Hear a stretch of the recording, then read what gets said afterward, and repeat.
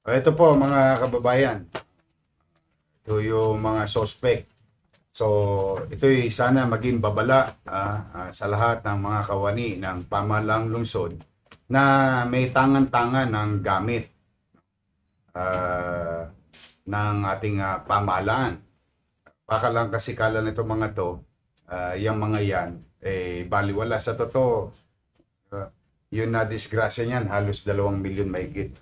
Tapos isasalya lang nila ng 140. At totoong malungkot, Moka. Yung ninakaw nila, hindi pa bayad. Oo.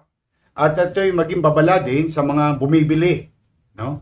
Ng mga gamit o ng mga bagay na baka kayo, ito, ilang beses na rin tayo nakahuli rito ng mga private individual. Ito kasi taong pamahalaan to eh. Kayo po'y maaaring makasuhan din ng anti-fencing law.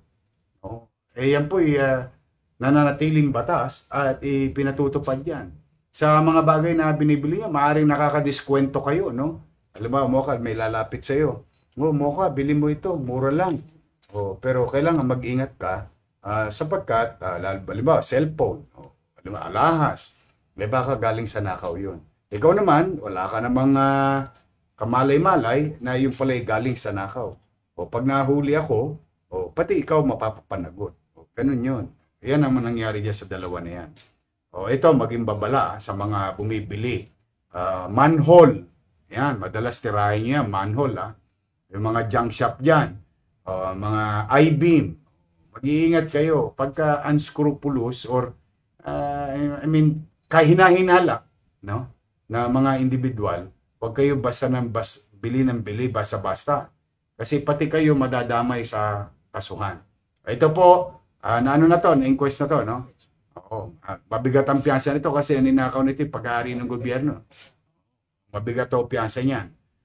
But just so you know, kung ano man ang babalitaan natin, kayo may impormasyon na mga kawani ng pamahalang lungsod na gumagawa ng ganito, i-abiso nyo lang po sa amin at ito i-actionan natin. Hindi lang po pananalapi ang kailangan nating ingatan, kundi mga gamit din ng pamahalaan. In fact, para sa kaalaman ng iba, minsan nakakita kayo ng mga sirang sakyan ng gobyerno, red plate, durug-durug na, nakabalandra, no? Na, halimbawa, kung saan nyo nakikita, sa barangay, for example, madami to sa barangay. Pag yan po ay pera, Mocha, ng taong bayan ang pinambili, yan ay pag-aari ng pamahalaan, ng barangay, ng lokal o ng nasyonal. Ngayon, to dispose that, hindi madali. Kahit nadudurog-durog na yan, kahit na halos makita mo halos wala ng value, ay hindi ito basta-basta pwedeng i-dispose. Kailangan mong ipagpaalam sa COA at ito naman yung City General Services Office, tatasahin, tapos ipagpapaalam, tapos ipapabid itong mga gamit na to. Kaya kung minsan nakakakita kayo ng parang tambak na mga gamit, lalo na sa ospital, mga gamit po yan, no? Mga sakyan, hindi po yan basta-basta maitatapon nino man ng mayor, ng gobernador, o sino man tao sa gobyerno, mano pa yung mga nagbabantay. Hindi. Kasi ang value niya sa libro ay kung magkano yan nabili. Pag isusubasta na yan, magkakaroon yan ng panibagong value. At yung mga naghahanap buhay na bumibili ng scrap, pwede nilang bilhin through bidding. At yun, legal nilang mabibili kahit na yun ay gamit ng gobyerno. Ito po, maging takdang aral. Ayan. Sige, tuluyan nyo yan. Pati yung bumili. Walang patapatawad. Sige. Thank you. Congratulations sa Smart at sa mga pulis natin. Grabe. Nagbabantay ka na sa labas ng City Hall, pati sa loob ng City Hall, kailangan bantayan mo pa rin. That's how life. That's reality. Nako, Diyos ko. Anyway, Mocha, ito, mainit-init pa. No? May napabalita na mga pulis Maynila na involved. Ito naman, baligtad naman ngayon. Kanina, Tolonges. Ito, ang involved naman, yung nanguhuli ng Tolonges. May napabalita na inireklamo sa Manila Police District Police sa Napolcom. May 7 drug unit police na inaakusahan, inirereklamo sa Napolcom na sila daw ay parang hinuhututan o sinasabi na parang kunwari anong tawag doon, paibas or something. So nagrereklamo sa Napolcom. Just so you know, mga kababayan ko, your city government immediately directed Manila Police District General or Director Abad to relieve those men in uniform involved in the complaint. Yun naman ay tinugunan na ng ating Manila Police District.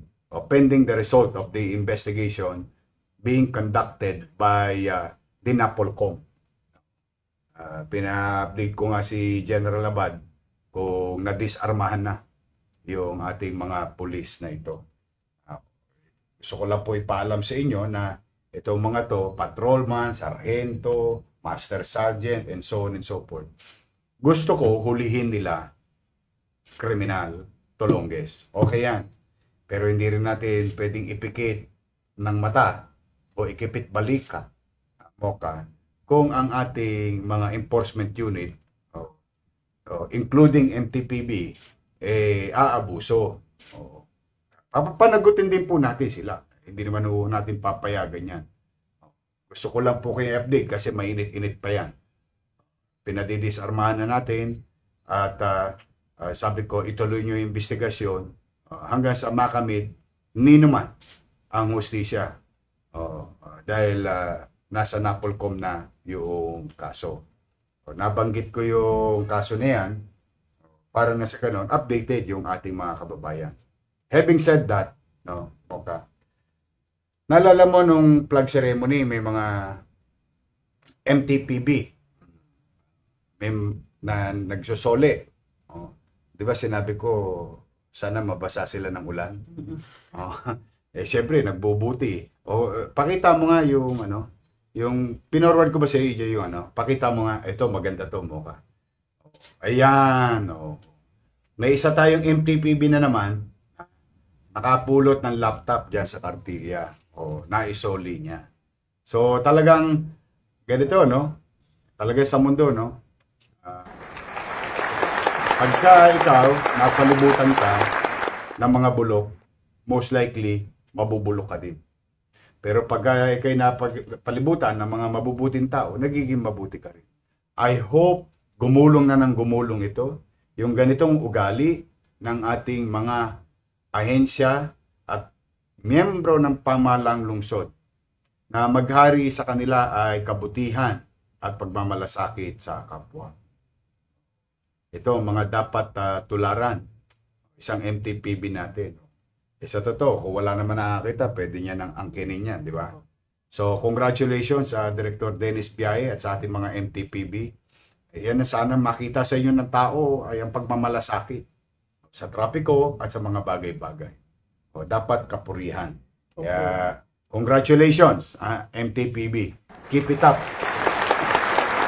Shoutout kay Dennis Biaye, ang director. At ang mismong empleyado po, ang pangalan niya ay si Jason Melayo. Yeah. At sa clamping division naman po siya. Yan. Yan yung mga nagka-clamp na nagpaparada kung saan-saan. Yeah. Keep it up. Good job. Dumami pa sana tribo mo. Correct. Lahin mo. Mabasa ka ng ulan. Basa ka ng ulan. Kailangan natin ng mga mabubuting tao ngayon sa pamahalaan. Dahil madulutan o mapulutan ng inspirasyon ng mamamayan nowadays sa kinakaharap ng ating bansa.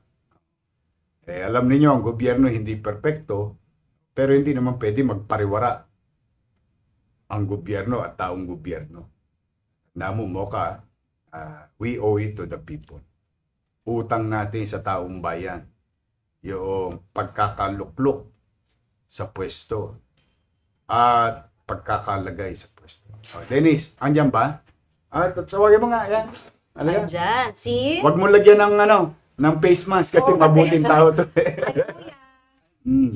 Ayan o, si Kuya Oh. Jason Melayo. Oh, Jason, dito ka, dito Kayo ka. dito. Ayan. Ayan, dito po kayo. Oh. Nakaposas ka ba? Ano, sino yun? Congratulations, Kuya. Congratulations. Yan. Pag mabuti, hindi nakaposas. Congratulations. Naisoli mo yung yung laptop. Ba't mo naman naisip na isoli? Very good. Kailangan po nila yun. Lahat mo pong gadget na nakikita ko po, sinasahuli ko po. Kasi na last month, may nakita po ang cellphone, sinuli ko rin po. Sa impounding. Good. Tama yun. May video nga po ako eh. Kasi Talaga. sinuli ko po. Good. Tama yun. May mga anak ka naman. Wala pa po. Wala pa, binata pa. Opo. Sa mga dalagang nanonood, itong dapat asawahin ninyo. Mabait. Pangkalawit ito. Kalawitin ito dahil pag ganitong tawag dito, mabuti, gumagwapo. Di ba? Diyos ko, bibihira ka. Diamante sa buhangin. Wow! Yan, ba't hindi ka pa nag-aasawa? Sinuli rin ngayon. Wala pa magkamali. Sigurado ako hindi sila magkakamali sa'yo. Baka sinuli na rin. Sinuli rin niya. Good job keep it up. O diyan ka muna, antabayanan mo ako.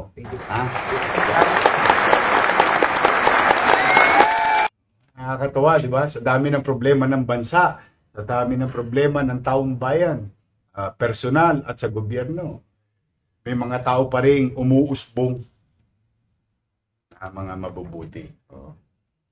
Congratulations.